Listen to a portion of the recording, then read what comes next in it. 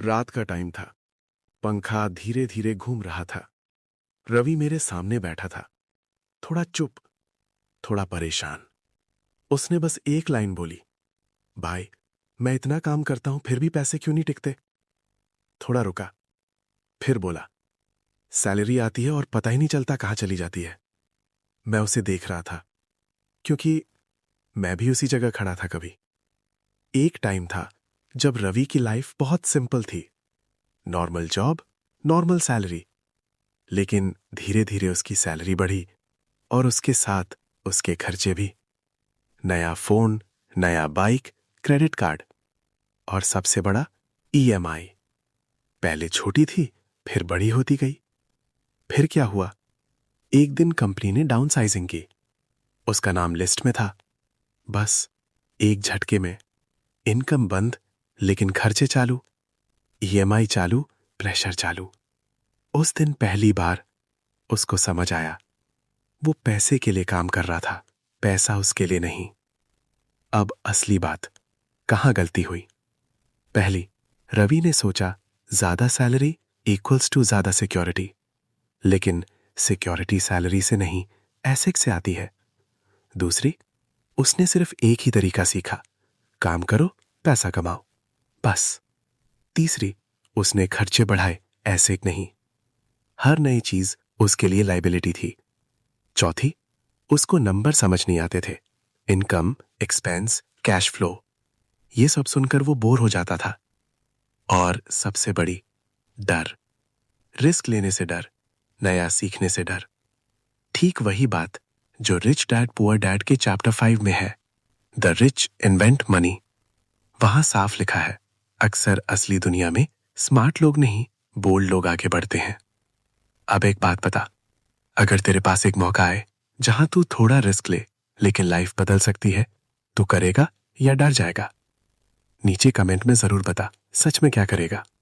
और अगर ये बात दिल को लग रही है तो एक छोटा सा लाइक कर दे, समझ आएगा कि ये बात काम की है। अब क्या करना चाहिए? पहला, सिर्फ सैलरी पे भरोसा मत कर, साइड इनकम सोचो, छोटा शुरू करो। दूसरा, एसेट बनाना सीखो, ऐसी चीज जो हर महीने पैसा दे, जैसे रेंट या कोई छोटा बिजनेस।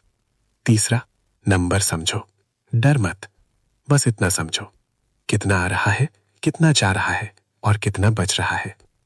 चौथा, रिस्क को दुश्मन मत समझो, छोटा रिस्क ले, सीखो, फिर बड़ा कर। पांचवा, अपना दिमाग ट्रेन कर, क्योंकि सबसे बड़ा एसेट तेरा माइंड है।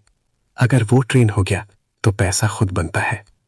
अब एक सिंपल लॉजिक मान ले, तो हर महीने 10,000 बचाता है।